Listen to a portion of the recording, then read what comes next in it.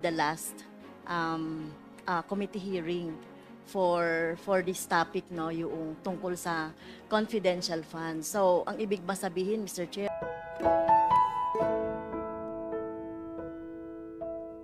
Usap-usapan ngayon sa buong social media ang balita patungkol sa ginawa umanong panglalaglag ni Senator Robin Padilla sa mang-amang Sara at Rodrigo Duterte matapos nga na tila maging ang nasabing senador ay naiipit na din sa mga kasalanan di umano ng mag-amang Duterte.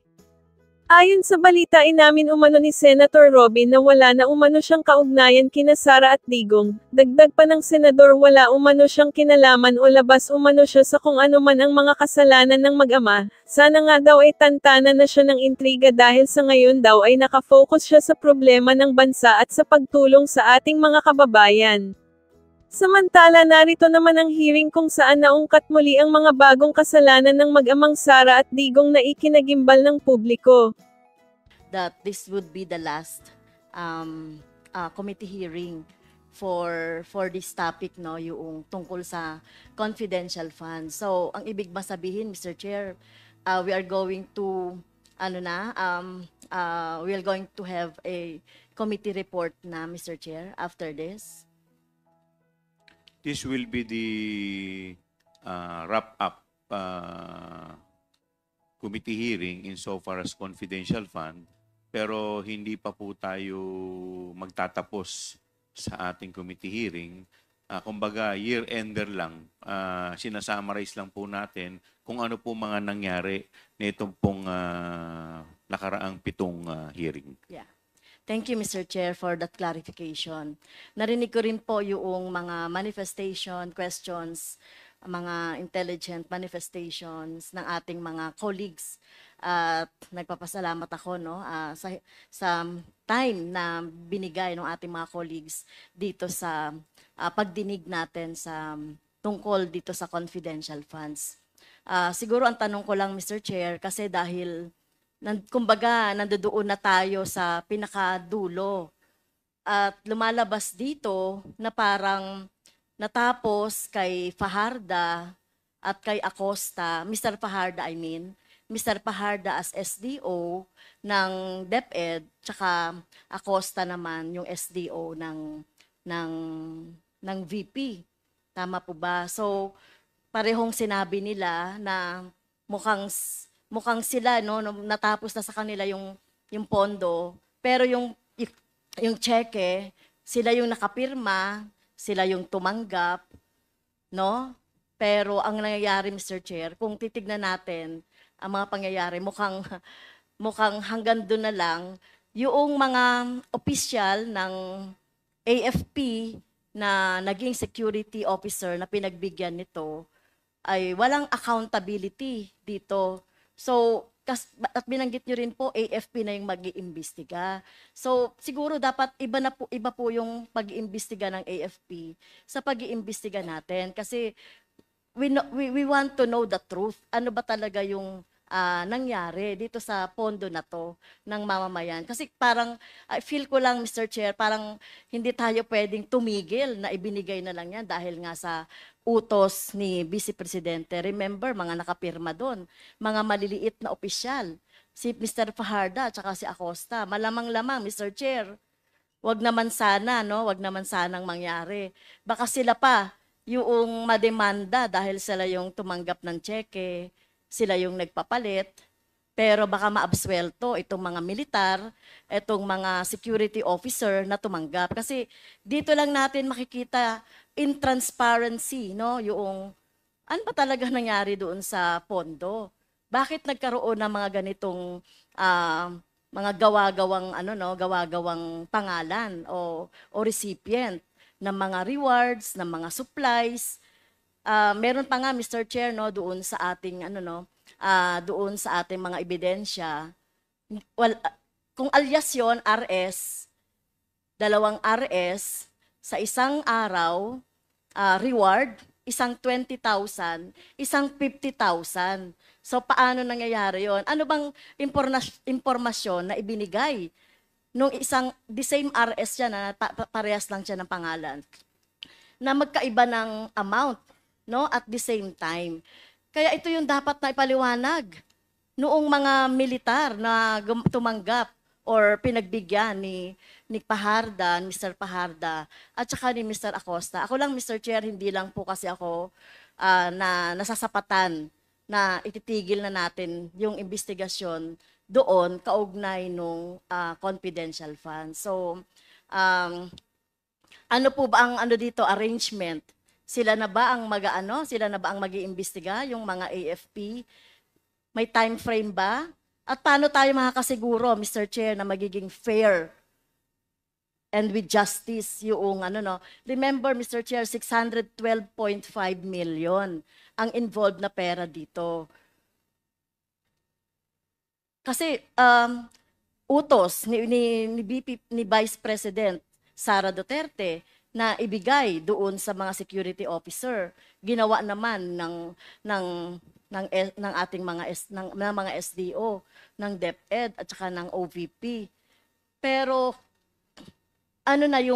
kailangan makita natin dito yung pananagutan mismo ni Vice President as siya yung nakalagay po, Mr. Chair, sa JC, sa Joint Circular tungkol sa confidential fund na the most responsible po doon sa pondo.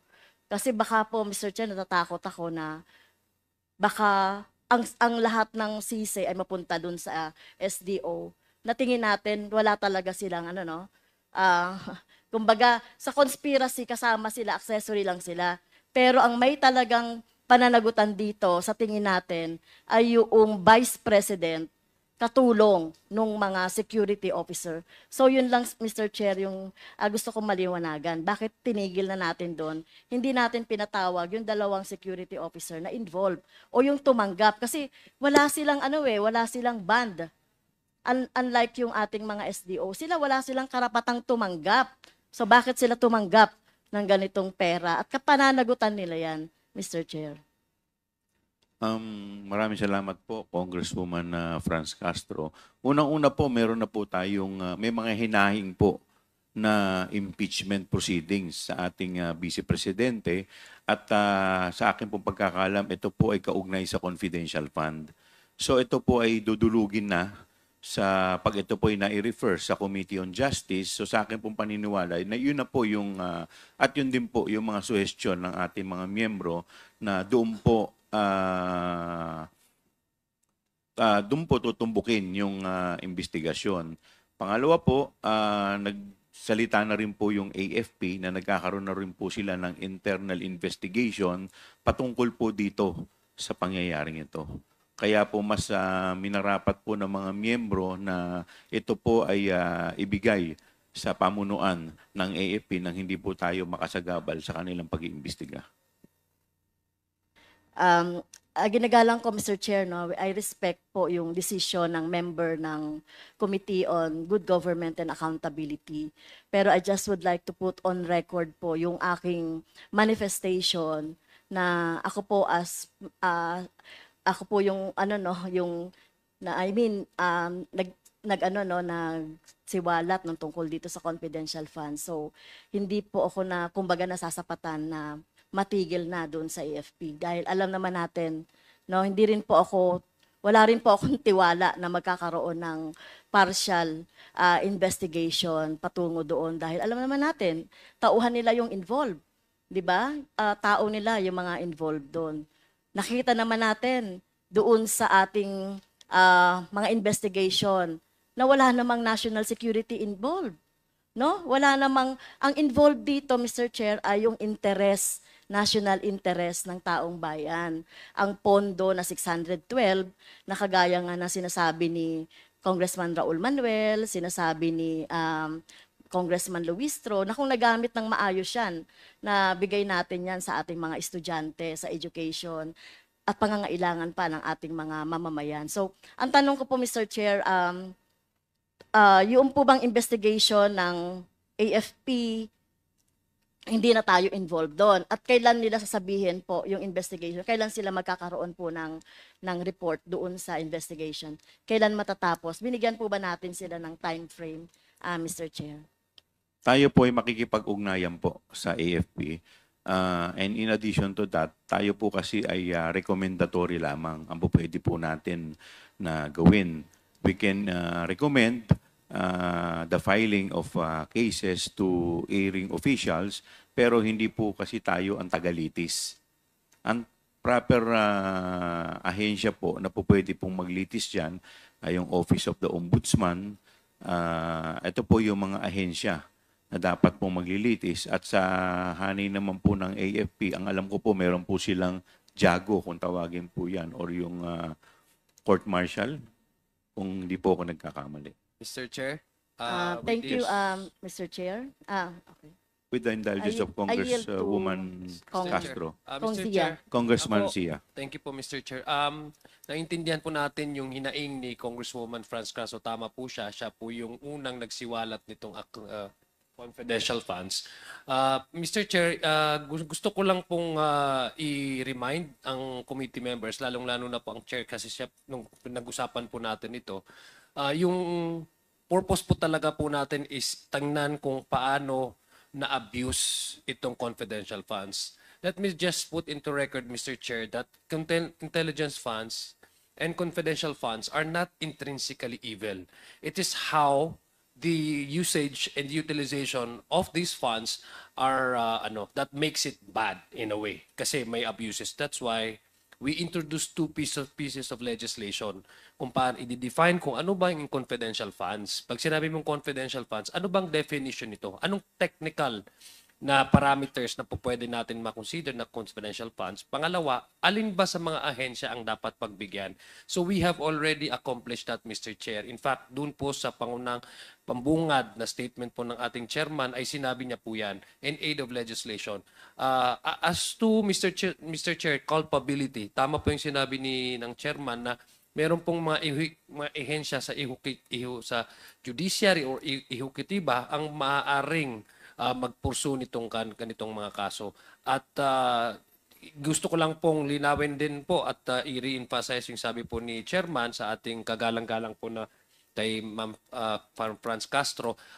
May way naman po talaga to hold these officers accountable. Apart from what they're doing right now as part of the internal investigation, they're also already the impeachment complaint, which I believe if we are to push the accountability side of this issue, then that's the perfect avenue for these members to discuss about culpability allegedly of these two officers, Mr. Chair. Thank you for that. Thank you po. Mr. Chair. Congresswoman Franz May I Castro. You are continue, Mr. recognized. Chair? Thank you for that intervention, Kong Zia. So, siguro ang worry ko na lang dito, Mr. Chair. So, ito ay inimbestigahan natin. Nakita talaga natin yung anomalya dito sa confidential funds na talagang ang paggamit nito ay talagang nakita natin yung maling paggamit nitong confidential funds. At ang nasalang dito yung SDO at saka yung mga officers, yung utos, no? Pwedeng maaring itanggi yan maaring itanggi yan noong highest official ng office na inutos niya yon or whatever. So talagang maiipit dito, Mr. Chair, ay yung dalawang SDO. Baka malamang-lamang yan maabswelto dito si Vice President Sara Duterte. So yun lang yung takot ko. Kung hindi natin yan itutuloy-tuloy at pabayaan natin sa AFP. But anyway, I respect the wisdom of the committee members dito sa good government. At ito ba siguro di nyo rin you can answer it or not na. So ibig sabihin itutuloy na natin ito doon sa impeachment na lang, Mr. Chair. Itong mga findings natin dito through the Justice Committee na lang ba? Sa ngayon po wala pa yatang gumagalaw sa impeachment no? Hindi pa naman ito na i-refer sa Justice Committee, no? At narinig ko kayo kanina, sinabi nyo, we have no time na for this impeachment. Kaya nag-aalala lang po ako na hindi natin mapapanagod si Sara Duterte dito sa kalokohan na ginawa niya sa confidential fund kasama ng mga binanggit na mga security at ilan pang mga kakonspire niya sa Office of the Vice President and the Department of Education. And one last manifestation. Since, Mr. Chair, pinag-uusapan natin dito yung confidential funds. 2023 pa, Mr. Chair, nakapag-submit na ang Makabayan Block, composed of Representative Raul Manuel, myself, and Representative Arlene Brosas, ng dalawa pong legislative measures related to confidential funds. Yung una nga po ay yung pag-iimbestiga ng confidential funds, hindi lang po sa Office of the Vice President. Lahat po ng confidential funds ng mga agency na nabigyan ng confidential funds. Kasi kung nangyayari ito sa Office of the Vice President, malamang, no? Ako, tinitignan ko rin na may mga maling paggamit din. Pero hypothesis lang yun, Mr. Chair. But anyway, may dalawa po, no, yung inihain natin. House resolution to investigate all. Kasi baka sabihin ng mamamayan natin, baka sabihin ng taong bayan, sinisiroin lang natin yung confidential funds ng OVP. Tayo po ay nagpasa na ng House resolution para imbestigahan ang lahat ng mga ahensya dahil pangalawa, meron po kaming bill na ipinasa na i-abolish talaga itong confidential funds dahil lalong-lalo na sa mga government, national government agency. Dahil, ito nga, no, ang hirap talagang masunod itong JC na to, Mr. Chair. Yun po, no, siguro dapat maisaalang-alang din yung mga ipinasa namin na measures, Mr. Chair. Thank you po. Thank you. The Chair would like to recognize Honorable Jefferson Konghun. Mga kagalang-galang na miyembro ng komite, ang mga ebidensyang inilahad sa komiting ito ay malinaw at hindi maikakaila. Sa ilalim ng mga pondo na inilaan para sa confidential fund ng tanggapan ni Vice President Sara Duterte, nakitaan natin ang malubhang paglabag at maling paggamit ng pondo ng bayan. Ang mga pondo na may layuning maglingkod sa pambansang seguridad at iba pang makatarungang layunin ay hindi ginugol alinsunod sa mga itinakdang layunin ng ating batas. Sa halip, ito ay ginamit sa hindi autorisadong gastusin. Sa pamamagitan ng dokumento at record ng pinansyal, napatunayan natin na ang mga pondo na ito ay nagamit sa paraang hindi sumusunod sa mga pamantayan ng transparency at accountability. Sa patuloy na pagsusuri ng mga record ng pondo, matibay ang patunay na may mga pondo na hindi dumaan sa tamang proseso at ang paggastos ay naganap ng walang sapat na pagsisiyasat o pagpapakita ng kahalagahan ng integridad. Ang mga pondo na dapat sana ay ginugol para sa kapakanan na nakakarami ay naging instrumento ng maling pamamahala at pag-abuso sa kapangyarihan. Ipinakita rin dito sa komiting ito na mga dokumento at mga tiwaling aktibidad na nagpakita ng hindi autorisadong paggamit ng pondo at mga gastusin ay hindi naaayon sa mga layunin ng mga pondo ng gobyerno. Ang mga gawain ng Office of the Vice President ay hindi lamang isang simple o di sinasadyang pagkakamali, kundi isang sadyang pang-aabuso ng posisyon at kapangyarihan upang mapakinabangan ang pondo ng ating bayan. Ang mga pondo na ito ay hindi rin nailathala ng tama at hindi dumaan sa masusing pag-audit ng mga kinauukulang ahensya. Kasama na sa paglabag ang hindi tamang paggamit ng confidential fund sa mga proyekto o gastusin na walang basihan o sapat na pagpapaliwanag na nagdulot ng lubhang pang-aabuso sa tiwala ng ating mamamayan. Ayon sa ating batas, ang plunder ay isang kasong may kinalaman sa hindi tamang paggamit ng yaman ng gobyerno. Sa kasong ito, naipakita natin na ang pagkilos ni Vice President Sara Duterte ay nagsanhi ng matinding pinsala sa kaban ng bayan at tiwala ng mamamayan sa ating institusyon. Bilang miyembro ng Kongreso, tungkulin natin na tiyakin ang pondo ng bayan ay ginagamit sa tamang paraan at may tamang pagsusuri. Hindi natin maaaring hayaan na ang mga posisyon sa gobyerno ay maging instrumento ng pang-aabuso. Kaya't kami, mga miyembro ng komite, ay humihiling na ang komite ay magbigay ng nararapat na aksyon upang matiyak ang accountability at pananagutan sa kasong ito. Ang katarungan at transparency ay nararapat para sa bawat mamamayan. At nararapat lamang na ipakita natin na ang mga opisyal ng gobyerno, anuman ang kanilang posisyon, ay hindi nakakataas sa batas. Hinihiling namin na itaguyod ng komite ang mga hakbang upang tiyakin na walang sino man ang magiging ligtas mula sa legal na konsekwensya ng kanilang mga maling gawain at pagkakamali. Mr. Chair, maraming salamat po. Thank you. Vice Chair Kong Hoon. The Chair would like to recognize the Honorable Mika Swansing.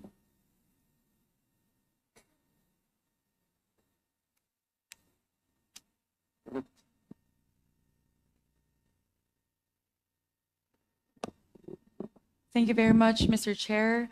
Mr. Chair, I would just like to supplement the extensive discussions that my distinguished colleagues have started with regard to the summary of all of our findings since we started our proceedings last September, Mr. Chair. Mr. Chair, what we have discovered throughout our 8 hearings have been very alarming and unacceptable. So Mr. Chair, siguro po ang gusto ko pong gawin ngayong araw, tulad po ng ginawa ng aking mga kasamahan, ay i-summarize po yung ilan sa ating mga nadiskubre, ano po yung mga natuklasan natin sa kahabaan po ng ating mga deliberasyon. Mr. Chair, sa mga taong 2022 at 2023, 612.5 million in confidential funds ang inilaan kay Vice President Duterte bilang pinuno ng Office of the Vice President at bilang Secretary ng Department of Education. This allocation of confidential funds was unprecedented. Ito ang kauna-unahang pagkakataon ng OVP at ang DepEd ay nagkaroon ng confidential funds na ganito kalaki ang halaga. 500 million para sa OVP at 37.5 million naman po para sa DepEd. Mr. Chair, our Constitution reminds us that public office is a public trust. And as such, public officials must always be accountable to the people. Ang confidential funds ay nagmumula sa kaban ng bayan. Dahil dito, pananagutan po ni Vice President Duterte bilang pinuno ng OVP at ng DepEd sa taong bayan na siguraduhin ang confidential funds na ipinagkatiwala sa kanyang opisina ay nagagastos sa wastong paraan. Sa takbo ng ating mga deliberation, Mr. Chair, paulit-ulit nating tinanong, paano nagamit ang confidential funds? May kakulangan po ba sa mga kasalukuyang mga batas at mga guidelines ng mga ahensya? Paano dapat amyendahan ang mga batas at mga guidelines para mapigilan ang posibleng katiwalian? Kaya po sinasabi natin ginagawa natin ang inquiry na to, Mr. Chair, in aid of legislation. Dahil importante po na malaman natin kung ano po ang mga kakulangan sa mga batas at mga guidelines para malaman po natin paano po natin maamyendahan at mapapagbuti ang mga ito. Mr. Chair, responsibilidad po natin to, trabaho po natin to bilang mga legislators. Hindi po ito pamumulitika. Next slide, please. The OVP spent 500 million pesos while the DepEd spent 112.5 million pesos. The 500 million pesos of the OVP was given in 4 tranches. Yung una po, nung huling quarter ng 2022, at yung tatlo po ay ginawa sa unang 3 quarter ng taong 2023. Para naman po sa Department of Education, ang 112.5 million ay nailabas po sa loob ng 3 tranches sa unang 3 quarters ng taong 2023 sa halagang 37.5 million bawat isa. Ang sunod na tanong, Mr. Chair, paano po nailalabas ng OVP at ng DepEd ang pondo? Ito po ang natuklasan ng ating komite. On the part of the OVP, the process starts with the Vice President, hand in hand with her Chief of Staff, Ms. Zulaika Lopez, who directs the preparation of the disbursement voucher. The Chief Accountant of the OVP, Ms. Julieta Villadel-Rey, certifies the availability of cash and completeness of the supporting documents. When this is done, the Assistant Chief of Staff, Mr. Lemuel G. Ortonio, approves the voucher for payment. Next, a check is issued and is circulated for signature. The authorized signatories of the checks for the OVP are Mr. Ortonio and Attorney Rosalyn Sanchez. Once the checks are signed, the Special Disbursing Officer, Ms. Gina Acosta, claims the checks and acknowledges receipt. Thereafter, Ms. Acosta takes the checks to Land Bank for encashment and deposit. The process on the side of the OVP ends with the actual disbursement of the funds by the SDO, Ms. Gina Acosta. Mr. Chair, mula po sa flowchart na ito, meron pong ilang mahahalagang obserbasyon na gusto ko pong bigyang diin. Una po, kapansin-pansin na lahat ng career officials ng OVP ay involved lamang sa pag-sertipika. Ibig sabihin po, pagdating lang po sa pagsisigurado na may pera at kompleto ang mga dokumento na kailangan para ma-release ang funds. Pero sino po ang merong critical na ginagampanan ng mga papel? Mukha pong mga tao na nakapaligid po sa ating Vice Presidente ng mahaba ng panahon. Karamihan po sa kanila mga taga Davao o galing pa po sa Davao. Sila po ang mga critical na signatories na sinisigurado na marirelease ang pera. Halimbawa po nito, si Mr. Ortonio bilang officer na siyang nag-aaproba ng payment ng confidential funds. Siya din po ang isa sa dalawang signatories para po sa mga cheque. Second, Mr. Chair, napag-alaman po natin mismo na inamin ni Ms. Acosta na bagamat siya po ang Special Disbursing Officer na nagbibigay, na dapat sana na nagdi-disburse ng pera, inamin mismo ni Ms. Acosta na hindi siya ang nagbibigay ng pera sa mga recipients. In other words, Mr. Chair, she had unlawfully delegated this role to the security officer.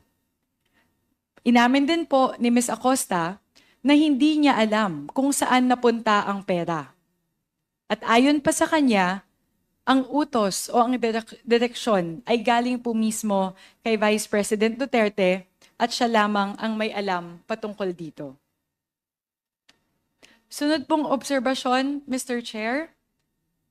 Ito po ay summary ng ating mga natuklasan po na mga anomalya pagdating po sa liquidation at disbursement ng 500 million pesos in confidential funds allocated to the Office of the Vice President.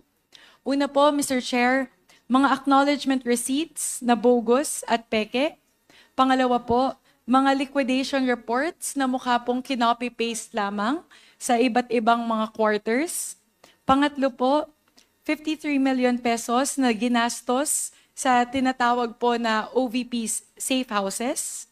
Pang-apat po, ang nakakamanghang pag-disburse ng pera sa 103 na mga tao at iba't ibang lokasyon sa loob lamang ng isang araw ng December 23, 2024.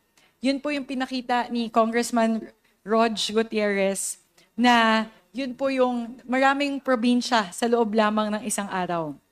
At ikalima po, Mr. Chair, ang paggasta ng 125 million pesos sa loob lamang ng 11 araw. Sunod po, next slide please. Kilala po natin at paulit-ulit na rin pong binigyan diin ng aking mga kasamahan ang ating main character na si Mary Grace Piatos na sinertipikahan na po ng PSA na walang record pagdating po sa birth certificate, sa marriage certificate at death certificate. Mr. Chair, ang tagal na po nating hinahanap si Mary Grace Piatos, pero mahirap hanapin ang taong hindi naman pala totoo. Walang Mary Grace Piatos na tumanggap ng pera. At kung walang Mary Grace Piatos na tumanggap ng pera, saan napunta ang pera? Sunod, Mr. Chair, nandiyan din po si Kokoy Villamin, na mukhang napakaswerte po dahil 2 beses nakatanggap ng pera mula sa DepEd at sa OVP. Sunod po ang mga acknowledgement receipts na mukhang pareho ang ginamit na ballpen at ultimo tinta ay pareho. Kahit po sinasabi na ito ay pinirmahan ng magkaibang tao. Sunod po, mga taong magkapareho ng signature. Magkamukha po yung lagda. Hindi lang magkamukha, saktong-sakto po yung lagda. Kahit po magkaiba po yung kanilang pangalan at nakatira sila sa magkaibang syudad. Napakaliit po ng posibilidad, Mr. Chair, na may 2 tao na magkaiba ang pangalan, nakatira sa magkaibang syudad, pero parehong-pareho ang pirma. Mukhang ultimo ballpen, Mr. Chair, pareho pa po yung ballpen na ginamit. Kahit po yung mismong stroke, Mr. Chair, makikita naman po natin ay parehong-pareho din po. Sunod, Mr. Chair, nakita din natin na may mga tao na bagamat magkaiba yung pangalan at magkaiba po yung kanilang tirahan, ay pareho po yung kanilang sulat. Sunod po, at medyo malala po ito, Mr. Chair, 2 po itong magkaakibat. Yung una po, may mga acknowledgement receipts po tayo na nakita na yung date po na nakalagay doon sa acknowledgement receipts ay petsa kung saan wala pang confidential funds na nare-release. Halimbawa po, ito pong nasa ating larawan, na nasa ating harapan, ang nakalagay po na date ay November 27, 2022. Pero kung maaalala po natin, ang unang release po ng confidential funds ay nagsimula noong December 21, 2022. So paano po nagkaroon ng acknowledgement receipt para sa pera na hindi pa nare-release at naipapamigay? Sa kabilang dako naman, Mr. Chair, sa susunod na pinapakita po nating mga larawan, meron ding mga acknowledgement receipts sa mga panahon na wala ng confidential funds na ipinapamigay. Kabaliktaran naman po ito nung pinakita natin kanina. Dito po sa ating larawan, makikita po natin na ang petsa po na nakalagay ay December 21, 2023. Pero dahil po wala nang kinuha na confidential funds ang Office of the Vice President sa huling quarter ng 2023, ay ang huli pong disbursement ng confidential funds para sa taon na yon ay September 24, 2023. So papaano po na nagkaroon ng ganitong acknowledgement receipt 3 buwan matapos ang pinakahuling pamimigay ng pera mula po sa confidential funds para sa taong 2023? Ang huling punto po, Mr. Chair, o huling mga obserbasyon na aking pong nais bigyang diin ngayong araw ay pagdating po sa usapin ng certifications. Ang paggasta ng confidential funds na OVP ay sinertify po mismo ng ating Vice Presidente under oath. Ang kabuuan po ng 500 million pesos in confidential funds na OVP ang kanya pong sinertipikahan. Ang sinabi po sa certification na makikita po natin dito, quote, "The expenditures are necessary and utilized for legal purposes." At anong pruweba po ang ginamit ng mga kawani ng Office of the Vice President para po patunayan po ito? Ang mga peking acknowledgement receipts. Mukha pong sa ating pong nakita, marami po sa mga acknowledgement receipts ay gawa-gawa lang po para makapag-submit ng documents evidencing payment na siyang requirement po ng COA. At sunod po, tulad po noong sa certification kanina, ang Vice President din po ang nagsucertify o nag-aaproba ng accomplishment reports bago po ito isumite. Dito po ay nilalagdaan niya na at certify niya po na dito napupunta yung pagkagasta ng confidential funds. Tulad po ng nakikita dito sa larawan, pinirmahan po mismo ng ating Vice Presidente ang mga accomplishment reports na ito bago po isinumite sa COA. So, yun lang po, Mr. Chair, yun lang po yung mga obserbasyon na nais ko pong bigyang diin pagdating po sa ating mga natuklasan, pagdating po sa paggasta ng confidential funds sa parte po ng Office of the Vice President. Siguro, Mr. Chair, kaya po natin ginagawa ito sapagkat sa haba po ng ating mga deliberasyon at hearings, mahalaga po na ngayon po ay bigyang diin natin kung ano ba yung mga mahalagang punto, ano po yung mga posibleng anomalya at katiwalian na ating pong natuklasan sa 3 buwan po ng ating deliberasyon. Kaya yun lang po, Mr. Chair. Maraming salamat po. Thank you, Congresswoman Mika Swansing. The Chair would like to recognize the Honorable Pami Zamora. Magandang hapon po, Mr. Chair. Tulad ng mga obserbasyon ng aking colleague na si Congresswoman Swansing, patungkol sa OVP, ganun din po ang ating mga naging obserbasyon sa DepEd. Bilang Secretary ng Education, dinidirekta ng ating Vice President or then Secretary of Education ang kanyang team para i-prepare ang disbursement voucher. Kanang kamay niya, it must be noted, Mr. Chair, na kanang kamay niya dito sa DepEd ay si Attorney Sunshine Fajarda na siyang asawa naman ng DepEd Special Disbursing Officer na si Mr. Edward Fajarda. Ang Chief Accountant po ng DepEd na si Ms. Rina Catalan ang siyang nagsucertify naman kung available na ang cash and yung completion po ng documents. And once everything is in order, si Ms. Annalyn Sevilla po, Undersecretary for Finance, approves the check for payment. Pinipirmahan naman po ito ni Ms. Sevilla at ni Gloria Mercado, siyang 2 authorized signatories ng DepEd. After which, Mr. Edward Fajarda bilang SDO ang siyang tumutungo sa Land Bank at nag-e-encash ng mga checking ito. Similar to the OVP, the DepEd key individuals in the preparation and disbursement of confidential funds are those who have been familiar with the Vice President even before she assumed office. They were all with her when she was mayor of Davao City. Like Ms. Gina Acosta, Mr. Fajarda is the SDO entrusted to disburse the confidential funds to different recipients. And also, much like Ms. Acosta, binibigay rin po niya, according sa kanyang statement, ang 37.5 million na kanyang na-encash na confidential funds each time sa security officer ng DepEd. Might I say, unlawfully niyang binibigay ito. At the end of the day, sino nga po ba talaga ang nakakaalam ng lahat ng ito?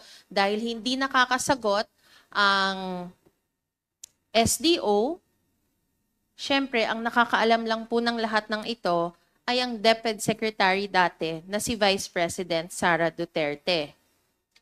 At katulad din po ng OVP, marami rin pong katanungan patungkol sa confidential funds ng DepEd. Maraming mga kaduda-dudang acknowledgement receipts na hindi tayo sigurado sa kinapuntahan. Mga acknowledgement receipts na mukha namang pare-parehas ang nagsusulat. Mga liquidation reports na mukhang mabilisan lamang na ginagawa, copy-paste nga lamang. Ang mga tao who have supposedly used and benefited from the use of confidential funds completely denied na nagamit nila ito. AFP commanders under oath ay sinabing kung alam lang sana nila na gagamitin ang mga certifications just to justify expenditure of the confidential funds, hindi sana nila i-issue ang certifications na ito. And on top of this, mukhang ang SDO ng DepEd ay marunong pala mag-teleport, Mr. Chair, dahil in one day, nakaka-disperse po siya ng funds mula Apari po hanggang Hulo. Based sa pahayag ni Major General Nolasco Mempin, kung naaalala ng ating mga colleagues, nung na-issuehan ang DepEd ng Audit Observation Memorandum ng COA o AOM, ang Secretary ng Education asked him certification from the AFP. Under those instructions, he requested and was given these certifications for the youth leadership summits conducted by the AFP. Klaro po, walang DepEd confidential funds na nakarating sa AFP. Itong mga certification ng AFP ay ginamit lamang upang makasumite ang DepEd sa COA ng kanilang kinakailangang dokumento. They just used the AFP certifications to justify and explain their supposed 15 million in confidential funds representing rewards to informers. Katulad din po sa OVP, napakaraming maanomalyang acknowledgement receipts ng DepEd. I will be showing on the screen right now acknowledgement receipts of persons with almost the exact same stroke ng pagpirma. In fact, hindi man halos mabasa dun sa pangalawang pangalan, hindi halos mabasa yung panunulat nung gumawa nito. Sa slide naman, sa susunod na slide natin, meron din namang pong mga individual na 2 beses nakatanggap. Ito si Milky Secuya na pinakilala sa atin kanina. 2 beses po siya makakatanggap sa DepEd, pero magkaiba po ang pirma sa unang Milky Secuya, sa pangalawang Milky Secuya. Meron din naman po tayong acknowledgement receipts na kung saan ang confidential funds ay na-disburse on the same day on completely different locations. Dito po makikita natin nag-disburse ang DepEd sa Makati at sa Cebu on the same day, March 4, 2023. Lastly, similar to her role in the OVP, then DepEd Secretary Sara Duterte, siya din po ang pumirma ng certification and accomplishment reports of DepEd attesting that the funds were used in accordance with the law. These certifications were made under oath, again, as said by Congresswoman Luistro, before a notary public, notarized by a attorney, Rochelle Abella.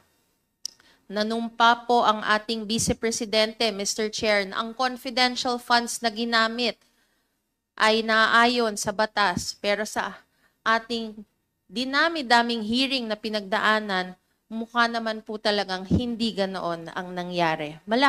Maraming salamat po, Mr. Chair. Thank you, Congresswoman Pami Zamora.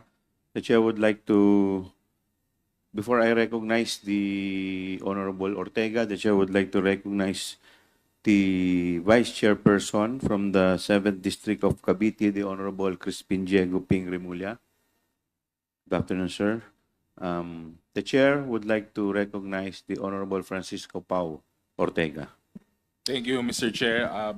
As we all can see, all of these acts happened under Sara Duterte's watch during her term as the Vice President of the Philippines. Siya po ang nag-certify na tama ang liquidation. Ibig sabihin, tama po lahat ang isinumite nilang documentation. As the second highest ranking official of the government, the Vice President enjoys a high level of public trust and confidence. She took an oath to preserve and defend the Constitution and to execute laws of the country. She is accountable to the people and has the duty to serve them with the utmost responsibility, integrity, loyalty, and efficiency. But rather than observe faithfully her oath to defend the Constitution, she sought to undermine the foundational principles, transparency, and accountability.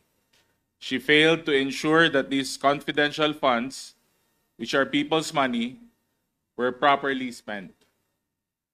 Nagalit siya nang siya ay tinanong.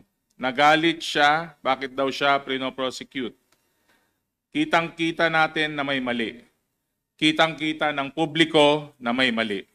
So bakit hindi tayo magtanong? Responsibilidad namin ito bilang representante ng taong bayan. Ang mali po ay tumahimik at magwalang kibo. Ang sabi nga po ni Albert Einstein, the world is a dangerous place not because those who do evil, but because of those who look on and do nothing. Nasusubaybayan po nating lahat kung paano nagamit ng incumbent Vice President ang mga loopholes ng batas upang makuha ang 612.5 million na confidential funds. 2 Pasko ang lumipas na nalustay niya at kasabwat niya ang pera ng bayan. Para siyang Santa Claus ng OVP at DepEd na namimigay ng pera na pinaghirapan ng taong bayan. Pero hindi pinapamigay, mukhang binubulsa pa. In short, yumayaman si VP Sara at ang kanyang kasamahan, habang marami pa ang kumakapit pa rin sa patalim. Itong unting patak ng pera mula sa supposedly charitable programs ay makakalunas sa paghihirap at lalong-lalo na sa karamihan. Pwede na rin sana itong pangtulong at kung hindi sana niya binulsa. This is a crime of the highest order. This is not only a culpable violation of the Constitution, but a betrayal of the trust of the people that had been given to her. Mahigit kalahating bilyong piso. Ilang classroom na sana ang napagawa nito, ilang libro na at laptop sana ang nabili at nagamit ng perang ito. Ilang feeding programs na po, Mr. Chair, ang maaring isinagawa. Hindi ito biro. Hindi biro ang kalahating bilyong piso. Sa laking bagay sana kung nilaan ang perang ito sa lehitimong programa ng gobyerno. Maraming estudyante at mga guro sa pampublikong paaralan ang nagsisiksikan sa masikip at mainit na classrooms. Maaring estudyante ang naglalakad ng ilang kilometro araw-araw at tinitiis ang init ng araw. Yung iba, kailangan tumawid ng ilog para makapasok sa eskwelahan. At ang ating mga guro nagpapatuloy sa pagturo sa kabila ng kakulangan ng resources. Madalas, kailangang umutang para matustusan ang pangangailangan ng kanilang pamilya. Dahil kulang ang sweldo, isa sila sa pinagkaitan ng kalahating bilyong piso. Ang bawat mamamayang Pilipino ay ninakawan ng mahigit kalahating bilyong piso, Mr. Chair. It cannot be ignored that the inquiry conducted by this committee gained so much traction from the public. Sinubaybayan po tayo ng taong bayan, especially as the committee continued to uncover anomalies in the disbursement and liquidation of the confidential funds of the OVP and DepEd. Last week, 2 complaint for impeachment po ang inihain sa Kamara by various groups and various sectors, calling for the impeachment of the incumbent Vice President Sara Duterte. In both complaints, the incumbent Vice President Sara Duterte was charged with misuse of 612 million in confidential funds as discovered by this committee. The misuse allegedly amounted to a betrayal of public trust, culpable violation of the Constitution, graft and corruption, and all grounds for impeachment of a sitting Vice President under the 1987 Constitution. Nung simulan po namin ang inquiry na ito, tulad nyo, hindi po namin inaakala na ganito ang matutuklasan namin. Aayusin po namin ang mga batas na natuklasan ding maraming butas. Kaya may nakakalusot. Habang tinatalakay po namin ang usaping ito, marami ang nasaktan. Marami ang nagsabi kami ay nanggigipit. Hindi po. Ginawa po namin ang aming trabaho. Mahirap? Oo, dahil this is about a very popular Vice President. There is the greater duty of ensuring public accountability and transparency. So let the chips fall where they may. Circular of keeping records locked in a safe and transmitting them via an envelope marked confidential funds kung hindi pala tunay na tao. Kung codenames yan, pwede mo naman po nakalagay yan sa mesa. Malay mo ba natin kung sino si Alice Crescencio? Ano ba tunay niyang pangalan? Diba? If we are really to protect their identity. So why there's a need for the joint circular to require the agency to keep it in a safe and then have acknowledgement receipt and then put it in a sealed envelope? If these receipts, Mr. Chair, actually used, Actually, there are 3 safeguard. Number 1, it must be sealed. May nakalagay na confidential at dapat nakalagay sa vault. yes.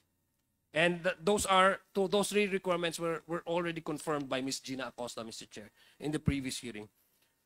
Mr. Chair, again, let me continue. If these receipts actually use code names, what is the point locking it in a safe, again, and secure the vault and secure it in the vault? When the details therein have already been obscured or changed, pinalitan na hindi niya tunay na identity.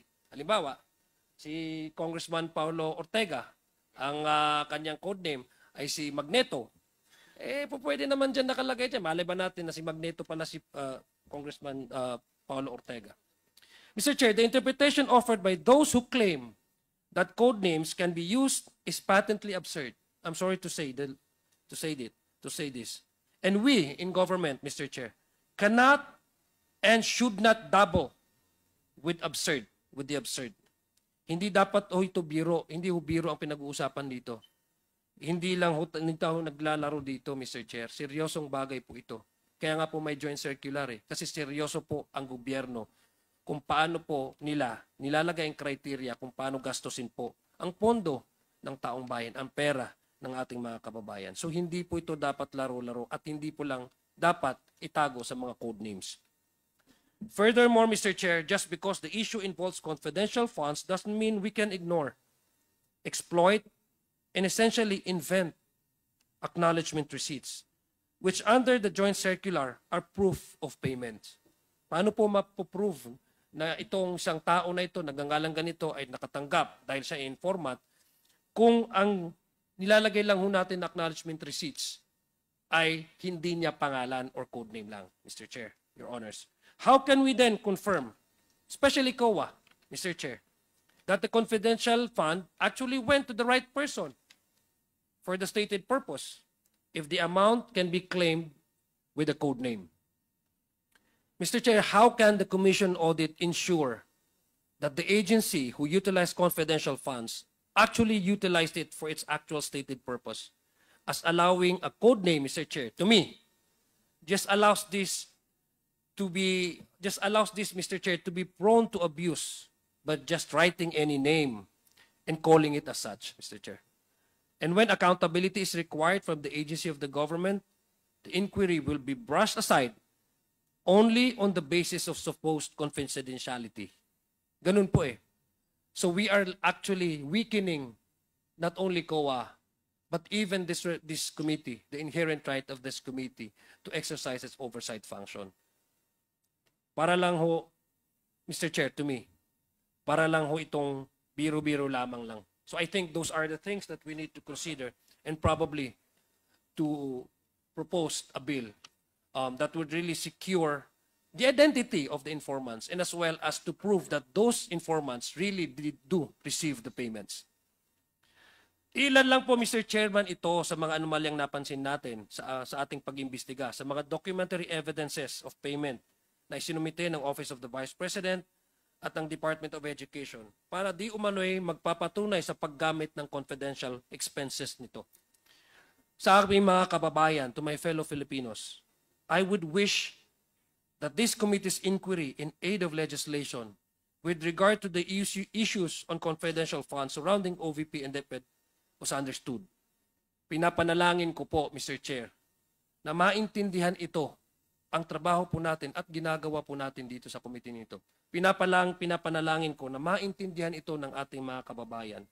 Dahil hindi po ito pondo ng isang taong pinag-uusapan. Hindi po biro ang pinag-uusapan dito. Hindi po madali ang mga na-involved na tao po dito. Ito po ang pinag-uusapan natin ay pondo po nila. Pera po ng taong bayan. And we want to make sure that whatever manners these funds are spent and utilized, it should ultimately be for the goal or objective of making their lives better. If we, Mr. Chair, as lawmakers, do not adhere to our duty to inquire with resource speakers which are aimed at addressing gaps in the law, we would not be able to pass bills to eventually become law to address these very gaps which are prone to abuse. Ang ginagawa po natin dito, at kung hindi natin ginagawa at ine-exercise ang ating oversight function, paano po tayo makakagawa ng batas para protektahan ang pera ng ating mga kababayan? This is exactly what we, Mr. Chair, this committee, as lawmakers, as legislators have done here. And this is the primary reason of why we have undergone numerous hearings in our inquiry in aid of legislation with regard to confidential funds without fear or favor. Mr. Chair, in closing, other than our goal of hopefully passing a bill to address these gaps in the law surrounding confidential funds so that this may not be abused again by those in power, we should not forget who facilitated this abuse, Mr. Chair. Sabi ko nga, hindi po madali itong investigasyon na ito dahil ang involved po ay matataas na opisyal ng ating gobyerno. There's only one person, Mr. Chair, in the middle of the issues surrounding the anomalous utilization of confidential funds of the Office of the Vice President and the Department of Education. Ang tinuturo po ng lahat na naging bisita po natin dito sa committee ito. The very last invitees na nag-appear po sa committee ito, ang Special Disbursement Officers ng Department of Education nung kapanahunan po niya at ng Office of the Vice President. Ito po yung inatasan under the Joint Circular Memorandum nung pag-disburse, paggamit ng confidential funds. Sila lang po ang merong kapangyarihan na mag-disburse at mag-implement nitong pondo na ito.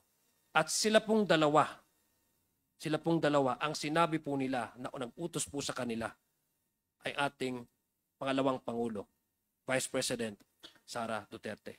Mr. Chair, wala pong personalan ito. Trabaho lang. Marami pong salamat. Magandang umaga po sa ating lahat. Assalamualaikum warahmatullahi ta'ala wabarakatuh. Thank you, Congressman Sia Alonto Adjong. The Chair would like to recognize the following members: the Honorable Vice Chairperson from the 1st District of Zambales, the Honorable Jefferson Conghun, the Congresswoman Luistro Jervil from the 2nd District of Batangas, and Congresswoman Micaela Angela Swansing from the 1st District of Nueva Ecija. Congressman Zia, I think because of your presentation and just to avoid confusion, do you think we have to specifically propose na kailangan, like for example, ito po kasi yung wordings doon sa disbursement, that the details and supporting documents of transaction that are classified are in the custody of the agency and kept in its vault. So, do you think there is a need for us to propose that the word or the words bearing true names or identity be included? Para hindi na maiwasan Yes. na yung mga palusot. Tama po yun, Mr. Chair. Kasi yun naman po ang purpose kung bakit ilalagay sa vault at bakit envelope, safe envelope. Kasi para hindi makita yung tunay na Yes. identity ng informants. Ito po, that the details in supporting documents bearing true names or identity. Di ba? Tama po yan. Kasi sinasabi naman po yan sa joint circular. Yes. So tingin ko magandang idagdag din natin to sa proposal natin for the amendment of the joint circular. Tama po yun, Mr. Chair. Salamat po. Thank you. The next to be recognized is the Honorable Jill Bongalon. Thank you, Mr. Chair. Good morning. Mr. Chair, I, together with other members of this committee, will give a summary of the legal liabilities of the public officials and personalities involved in relation to the utilization of the confidential funds.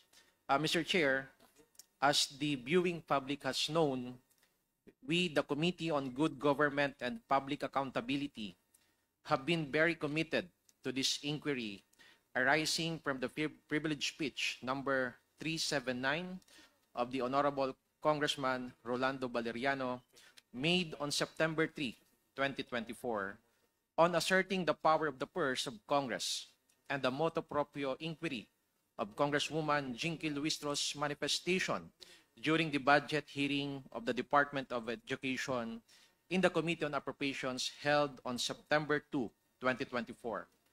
Mr. Chair, our good members of the committee have very competently summarized the facts that we have gathered from the past 7 hearings on this matter. And this representation is very honored to concur with that view that indeed the time that we have poured into this endeavor has been time well spent.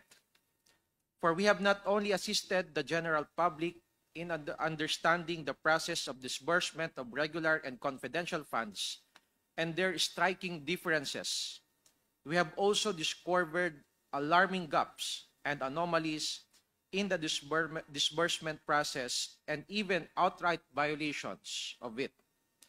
We believe that these findings, issues, and anomalies we have uncovered here will guide us not only in the present, but also well into the future in crafting new legislation that will aim to better protect every single hard-earned centavo of our taxpayers' money.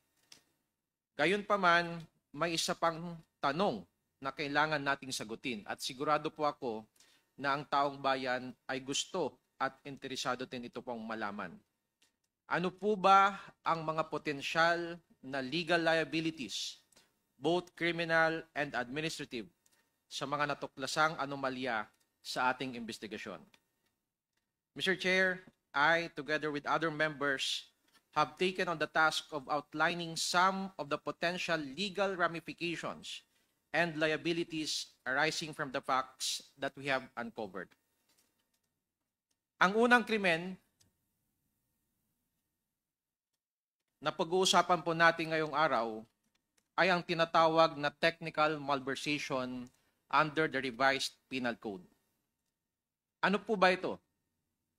Simply stated, it means that an accountable officer applies public funds to another purpose, kahit public purpose pa yan, which is different from that which they were originally appropriated for by law or ordinance.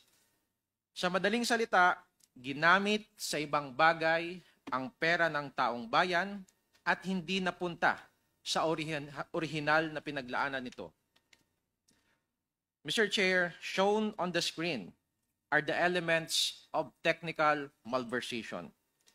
Very straightforward po. 1, may accountable public officer ka, kagaya ng isang special disbursing officer o di kaya yung head of agency. Second, yung public funds na nasa custody niya napunta o ginamit sa ibang public purpose. Third, yung public purpose na pinuntahan ng public funds ay hindi yung purpose na inaprubahan na paggagamitan ng public funds na yon. Kaya naman, ang technical malversation ay base sa paggamit ng public funds sa ibang bagay kung saan ito ay talagang nilaan, kahit anuman ang intensyon o purpose ng paggamit nito. Even if the public funds are used for the benefit of the people, this is still penalized by law. Let's look at several instances of technical malversation that we have seemed to have uncovered. Ang pinag-uusapan po natin sa hearing na ito ay kadalasan tungkol sa confidential funds.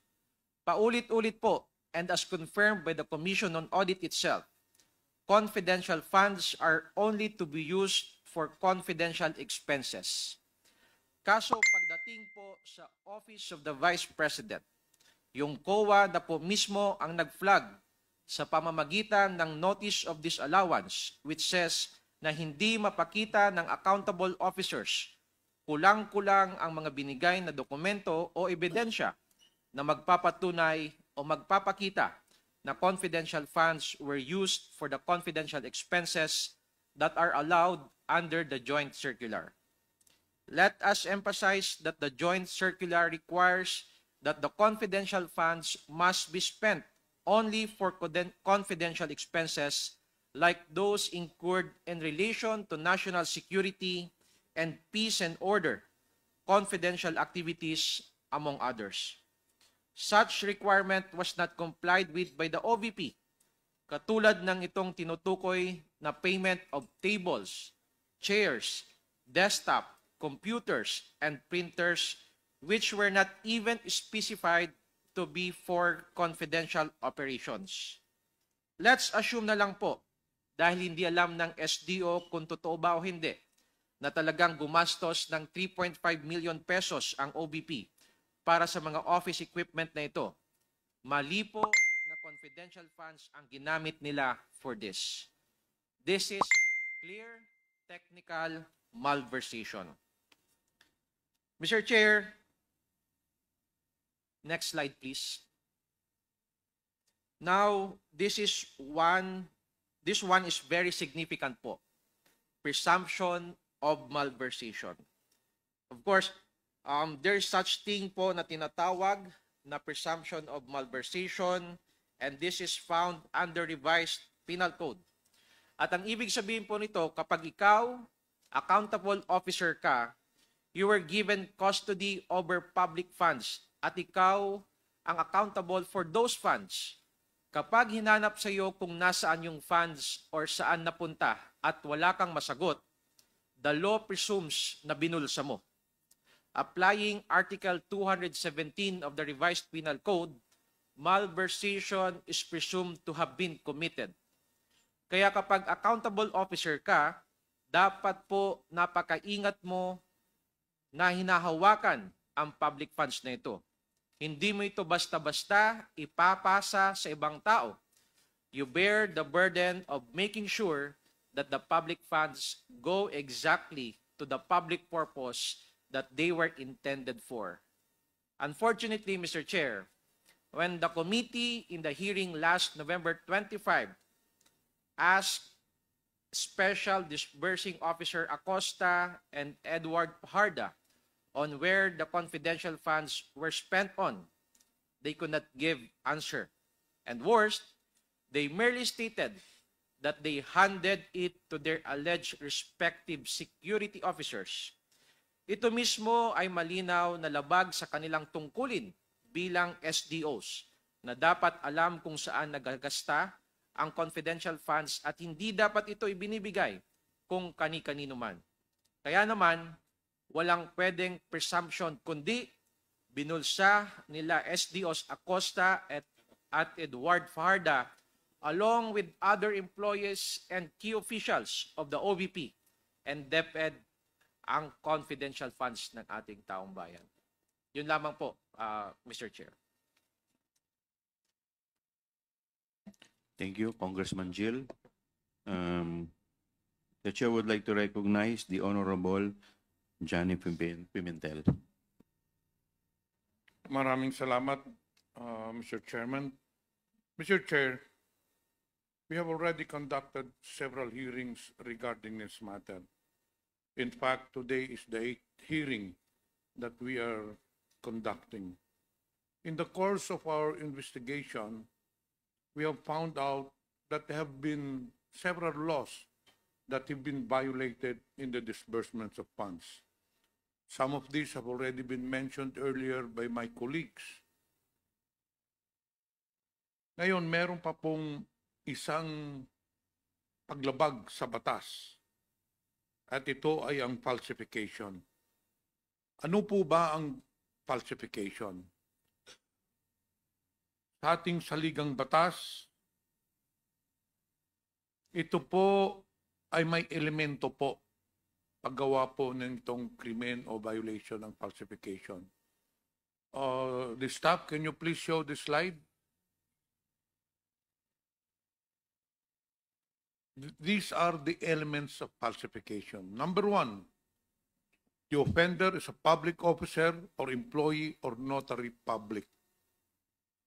Number two, the offender takes advantage of his official position. And number three, he or she falsifies a document by committing any of the acts mentioned in Article 171 of the Revised Penal Code.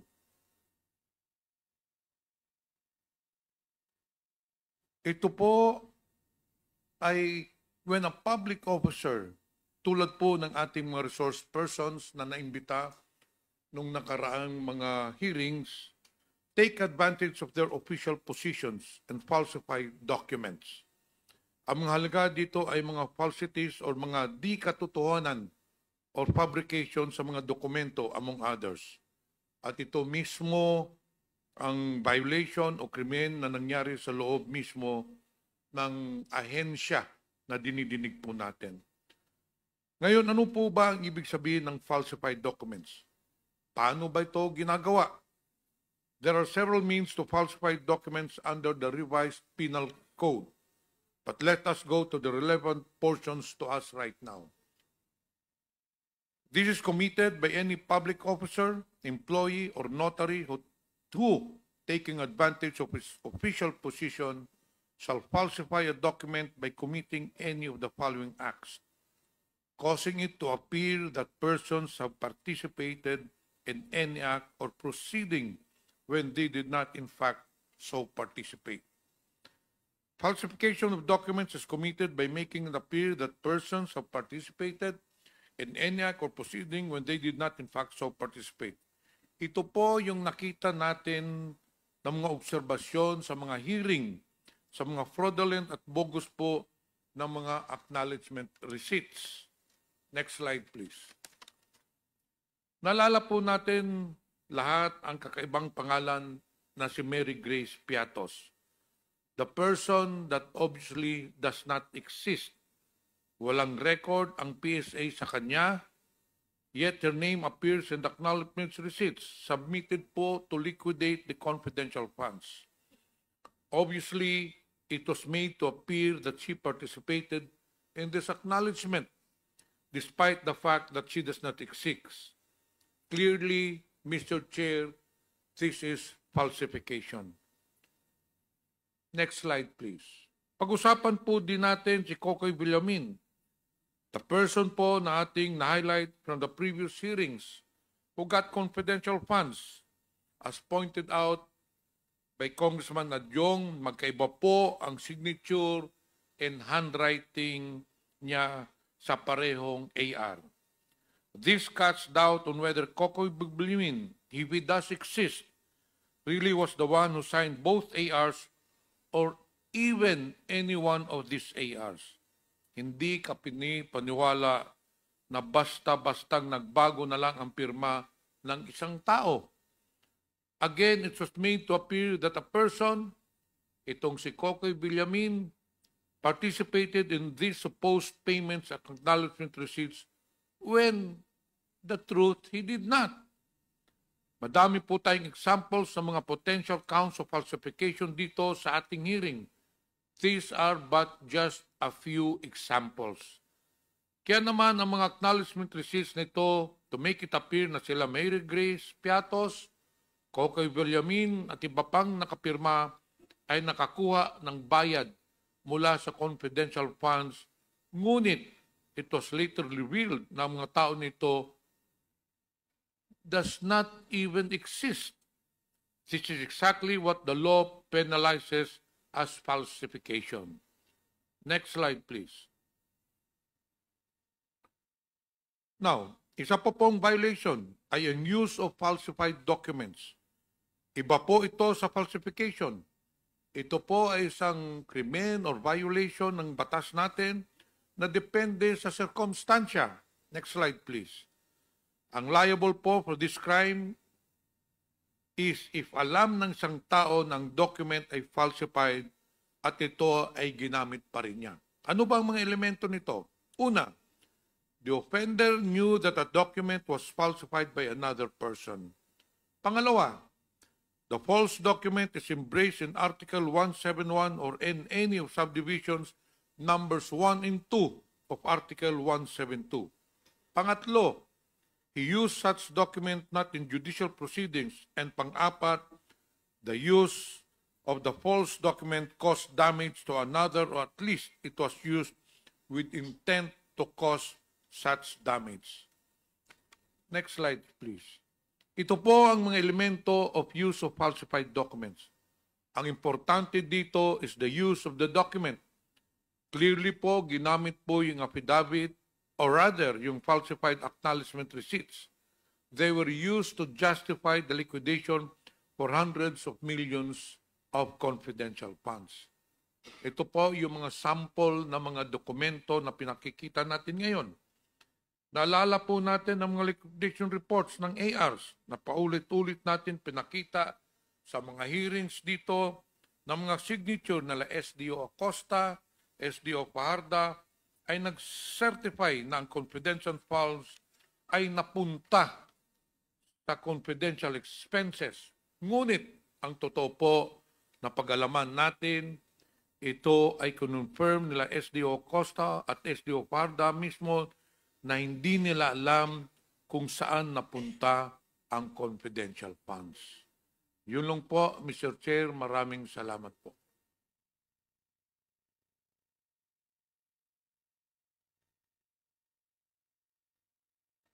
Thank you, Congressman Johnny Pimentel.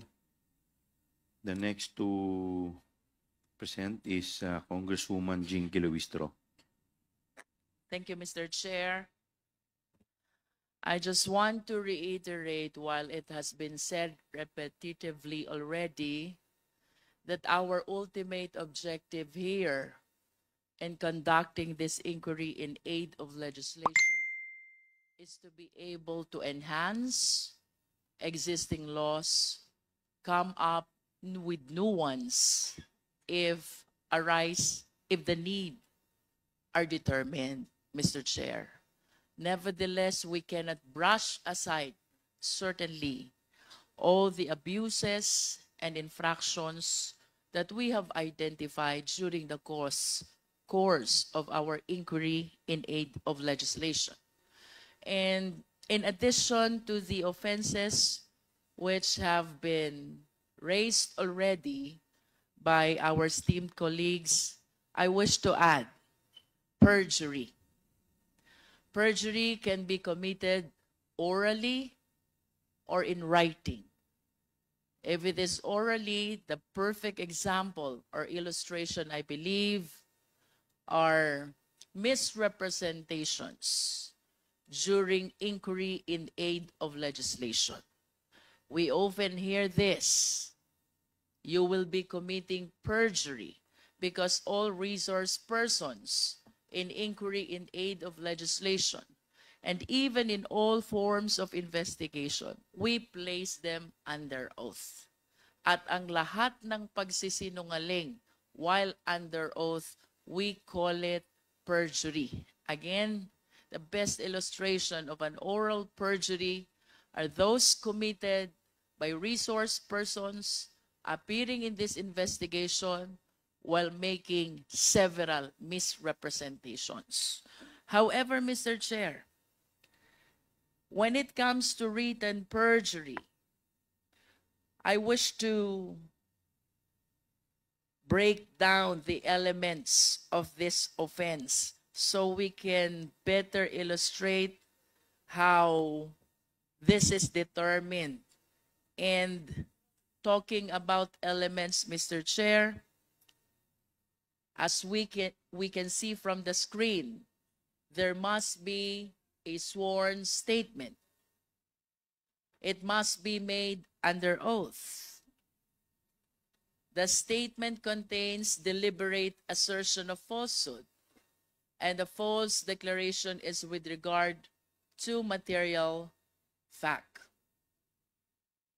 Mr. Chair, in the course of our investigation, the special disbursing officers, sina Ginoong Edward Fajarda at Ginang Gina Acosta, have plainly asserted na wala raw silang alam kung saang mga aktibidad ang pinaglaanan ng confidential funds. Can we please flash the certifications? Ayon sa kanila, basta-basta lang raw nila sinunod ang utos sa kanila ng ating Vice Presidente na ipasa ang confidential funds in the total amount of 612.5 million pesos, lagpas, Mr. Chair, sa kalahating bilyon sa ibang tao na siya raw na mahala at nag-disburse nito. Pagkatapos ay ipinasa lang din ng mga SDO sa COA ang mga accomplishment reports at ang mga acknowledgement receipts na ibinigay sa kanila. Pero hindi nila alam kung totoo ang nakasulat sa accomplishment reports, kung totoo or peke ang mga acknowledgement receipts, at kung saan talaga kinamit ang pera. We have witnessed this, Mr. Chair, during the interpellation of SDO Edwin Fajarda of the Department of Education, as well as SDO Gina F. Acosta of the OVP. After they testified na ipinasa nila sa mga security officer ng Vice Presidente ang pera, wala ka nang makuhang impormasyon because they kept on giving an answer. Wala silang alam dahil ang kabuuan ng halaga ay ibinigay nila sa mga security officers. Ito pong certifications, Mr. Chair, is the perfect illustration of a written perjury. Halimbawa ng tinatawag natin na written statement made under oath. It is a basic principle that even first-year law students know that a statement made before a notary public, notario publico, is a statement made under the risk of perjury. In other words, Mr. Chair, when we talk about perjury, that includes the documents which were notarized by notary publics, sworn to before notary publics, similar to the certification that we are currently flashing on the screen. Now, let us look closer at what these certifications say. Ano po ba ang nilalaman ng mga certification na ito? Number 1, yung expenses where the confidential funds were supposedly spent on were incurred in connection with the agency's intelligence and or confidential operations and activities. I wish to reiterate, paano po malalaman ng ating mga special disbursing officers whether the first certification is indeed correct if they simply handed the money to the security officers? The second content, yung mga pinaggastosan raw ng confidential funds ay necessary and utilized for legal purposes. Again, Mr. Chair, how will they certify to this fact when they are totally unaware about the activities where the confidential funds were allegedly spent? Third, alam raw nila na hindi napunta ang funds sa mga gastusing ipinagbabawal sa confidential funds, kagaya ng payment of salaries and wages, overtime, allowances, or fringe benefits. Mr. Chair, I wish to raise, there is one common answer coming from our SDOs. Wala silang alam dahil ang pera ay ibinigay sa mga security officers. Fourth certification, any equipment purchased was supposedly relevant to the confidential and or intelligence activities. Mr. Chair, suffice it to say that the SDOs are totally unaware of how the confidential funds were spent, primarily because they were not the one who disbursed the same. E paano po nila patututuhanan ang nilalaman ng mga certifications na ito? Certifications which were sworn to before a notary public. To emphasize, Mr. Chair, and as seen from one of the certifications, which our Secretariat is showing right now, our Vice President and SDO Acosta signed and certified this certification before the notary public, and that is Attorney Abella. Ano po ba ang sabi ng mga SDO? We all learned from the hearing on November 25 that while SDO Acosta did encash the check, according to her, wala po siyang alam kung saan napunta yung confidential funds kasi po ito ay turn over sa VP SPG. Mr. Chair, this is totally, if not completely, contradictory to the contents of the certification. It's the exact same story for Mr. Fajarda of DepEd, Mr. Chair. Sabi po nila, Ms. Acosta at Mr. Fajarda, sa ating pagdinig na hindi talaga nila alam kung saan ginastos ang pera.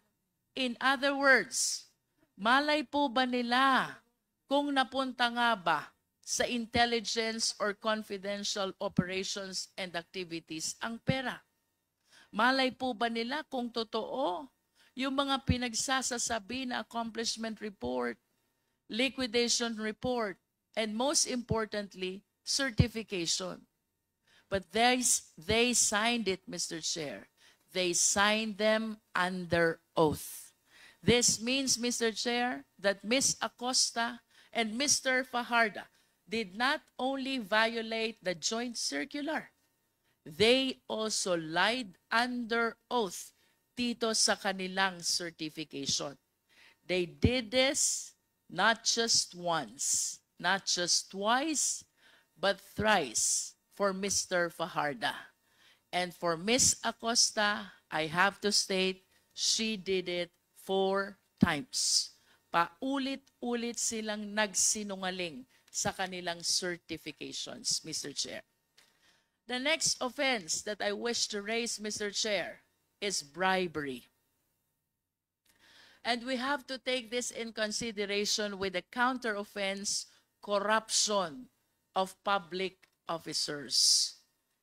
Simply stated, Mr. Chair, sa isang korupsyon or anomalya, may isang nanunuhol at may isang sinusuhulan.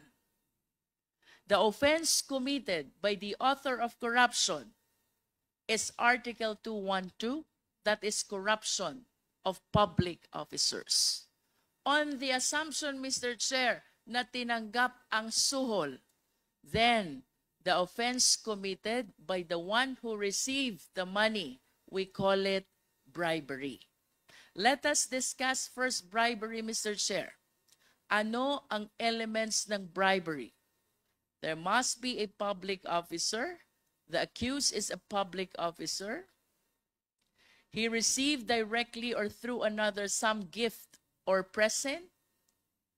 The receipt was in consideration of his commission of some crime, and that relates to the exercise of his function as a public officer. Of course, kailangang ma-mention ang mga krimen ng mga nagsuhol at mga nagpasuhol. Ito po ang mga elements ng bribery. Malamang lahat ng mga tao na naimbestigahan natin ay public officials who receive amounts of not just any money, but possibly of confidential funds as well. Corruption of public officers. Siyempre, kung may mga tumatanggap ng suhol, may mga nagsusuhol. Sila naman po ay magiging liable sa krimen ng corruption of public officers. Again, Mr. Chair, for clarity, ang nanuhol ay liable sa corruption of public officers. Ang tumanggap ng suhol, they are liable for bribery. Ibig sabihin, may isang special krimen para sa nagsusuhol ng mga public officials. Tingnan po natin, parehas lamang ang penalty na ini-impose sa mga nagsusuhol at sinusuhulan as provided under Article 212. Except, of course, disqualification and suspension, because these two penalties apparently apply only to public officials. Kaya naman, ang bribery at corruption of public officers ay ang pagbibigay ng pera, regalo, o kahit anumang advantage or favor sa pamamagitan ng pag-abuso ng kanyang posisyon sa gobyerno. Kindly flash the next screen. Let's all recall what we discovered from the committee investigations. May mga empleyado sa DepEd na tumanggap ng white envelopes in the same period within the confidential funds for DepEd were released. Hindi po ba kahina-hinala yan? And you can see from the screen, OVP executive admits, inamin, handing cash envelopes to DepEd officials. Next slide, please.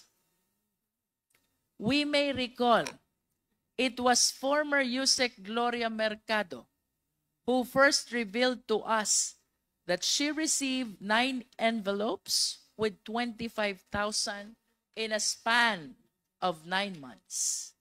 Ito'y ibinigay ni Sunshine Fajarda, ang mga envelopes kay Yusek Mercado, at sinabi na galing ito sa Vice Presidente Sara Duterte.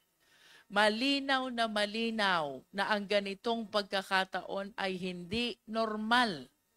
Hindi normal na ang boss ay nagbibigay bigla ng sobre na may 25,000 each for 9 months to her very own head of procurement.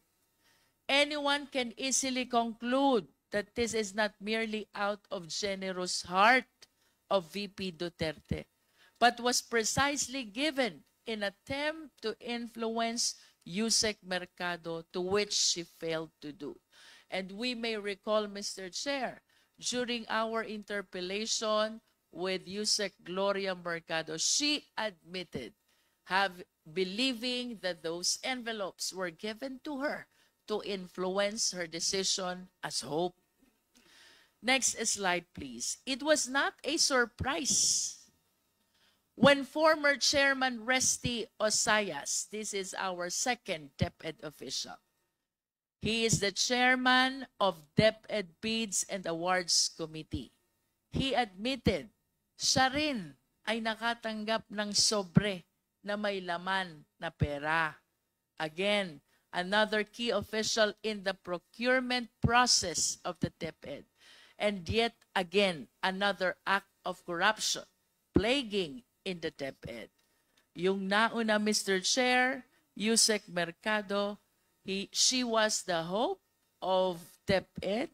And this time, we have Chairman Resty Osayas, Chairman of DepEd Bids and Awards Committee. Both admitted having received envelopes with money inside. Next slide, please. Of course, sino pong makakalimot sa ating Chief Accountant ng DepEd, Ms. Runa Catalan. Like former Yusek Mercado, like Mr. Osayas, Ma'am Catalan received the same number of envelopes containing the same amount of money in the same period of February to September 2023. Again, another key official in the DepEd who necessarily deals with the public funds of the DepEd was blinded by an alleged gift from VP Duterte. But it was later on revealed that she was requested by Sunshine Fajardo, the very person who handed her the envelopes, to sign the liquidation reports without its supporting documents. Again, corruption prevailed.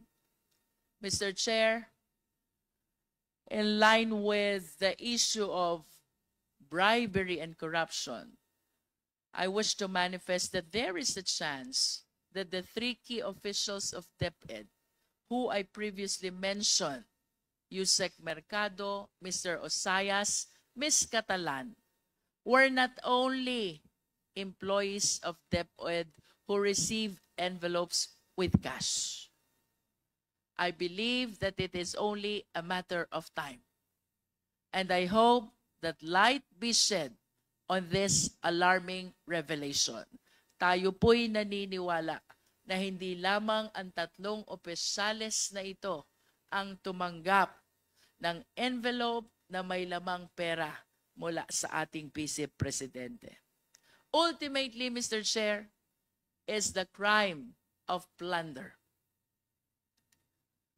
Isa pa sa ating nakitaan na maaring ikaso mula sa ating mga nadinig sa ating komite, rito ay ang violation ng plunder sa ilalim ng Republic Act 7080 as amended.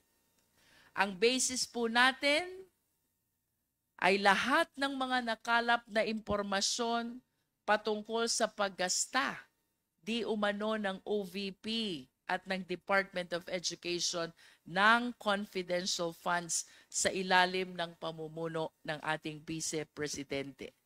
Mapapansin po natin na wala pong naipakita na ebidensya kung saan totoong napunta talaga ito. Pinatutunayan lang ng mga opisinang ito sa pamamagitan ng acknowledgement receipts na atin namang napansin ng napakaraming anomalya. Pareho ang sulat, pareho ang pirma, pareho ang tinta ng ballpen. Ang impossibility na ito ay na-disburse ayon sa dami ng resibo sa iisang araw lamang.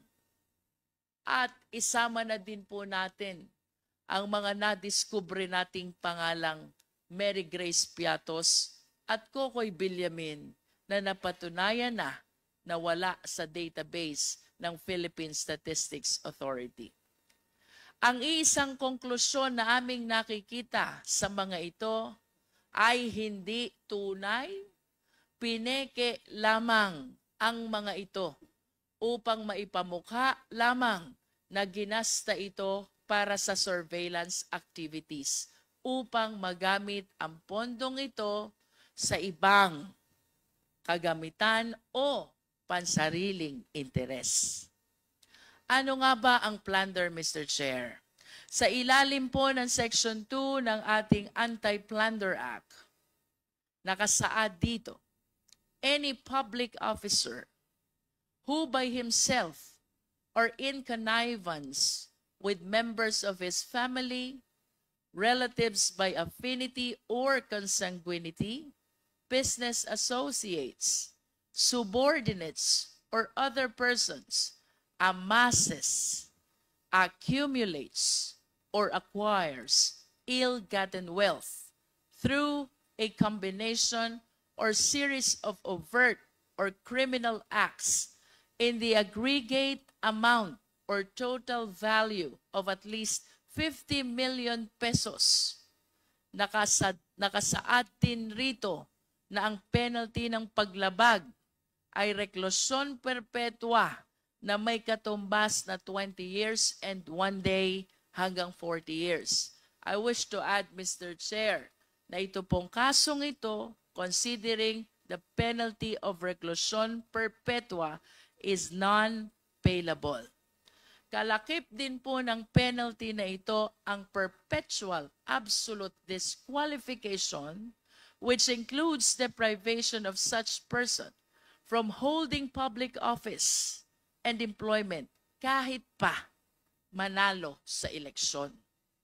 Kaya naman, Mr. Chair, ang plunder sa madaling salita ay ang pagnanakaw ng pera mula sa kaban ng bayan na may halaga na higit sa 50 million pesos sa pamamagitan ng paggawa ng ibang krimen. Next slide, please. Kung makikita po natin sa ating screen, mayroong total na 7 umaabot sa 612,500,000 pesos.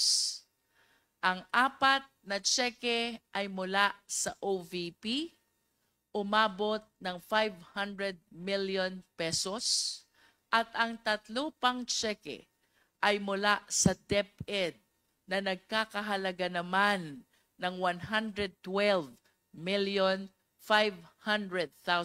pesos. Mr. Chair, ang nabanggit na halaga 612,500,000 pesos, lagpas sa 50 million pesos na required para sa kasong plunder. Ang mga checking ito ay lahat nakapangalan kay Ms. Gina Acosta bilang Special Disbursing Officer ng DepEd. Inamin niya sa atin na imbis na i-disburse na ito as confidential expenses, ay sinunod ang utos ng Vice Presidente na ibigay ang pera sa kanyang security officer. Dito naman po sa Department of Education, ang payee sa mga tseke ay ang Special Disbursing Officer Edward Fajarda, former Special Disbursing Officer of DepEd. Inamin rin niya na nung nakaraang hearing na ang perang kanyang natatanggap ay kanyang ibinibigay sa security officer sa utos din ng ating Vice Presidente. Mr. Chair, I wish to show the breakdown of the confidential funds which were received both by DepEd and OVP. For OVP, Mr. Chair, for clarity, we have 125 million, that is last quarter of 2022, and then 125 million for the first, second, third quarters of 2023, total of 375. So 2022, which is 125, and 2023, which is 375, that is 500 million in total confidential funds utilized by the Office of the Vice President, Mr. Chair. For DepEd, Mr. Chair, I understand that this were utilized during the first 3 quarters of 2023, 37,500,000 each for the first, second, and third quarter of 2023, which totaled to 112 million pesos confidential fund utilized by the Department of Education.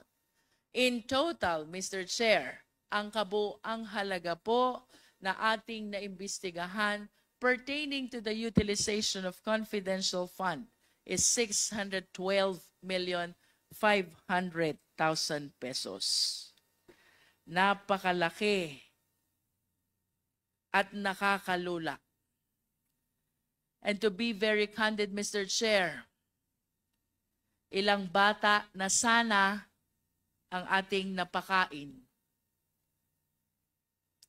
Ilang bata na sana ang ating napaaral.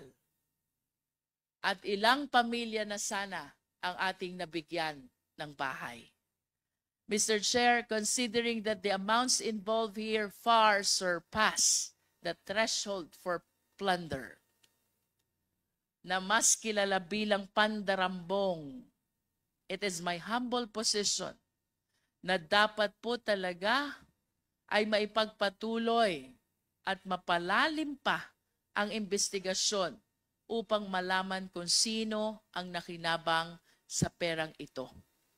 Such an investigation may not be for Congress to conduct anymore. Again, our ultimate purpose here is to legislate. Such an investigation, however, we will ensure will be conducted, Mr. Chair. Hindi po basta-basta ang mga pangyayaring natuklasan natin rito. Finally, Mr. Chair, ayon po sa isang Supreme Court decision, this is Macapagal Arroyo versus People, GR numbers 220598 and 220953, dated July 19, 2016. On the crime of plunder, napag-usapan po dito ng Supreme Court ang will, conspiracy na nagaganap in the commission of plunder. Kaya kung may pagpapatuloy po ang investigasyon, maigi pong matingnan kung sino po ba ang hub, sino ang mga spokes, ilang conspiracy po ba ang ating pinag-uusapan. In other words, Mr. Chair, we will look forward that as the other agencies conduct an in-depth investigation on this, we will look forward sino ang hub, sino ang sentro, sino ang nakikinabang dito sa alleged will conspiracy na ito. Maraming salamat, Mr. Chair.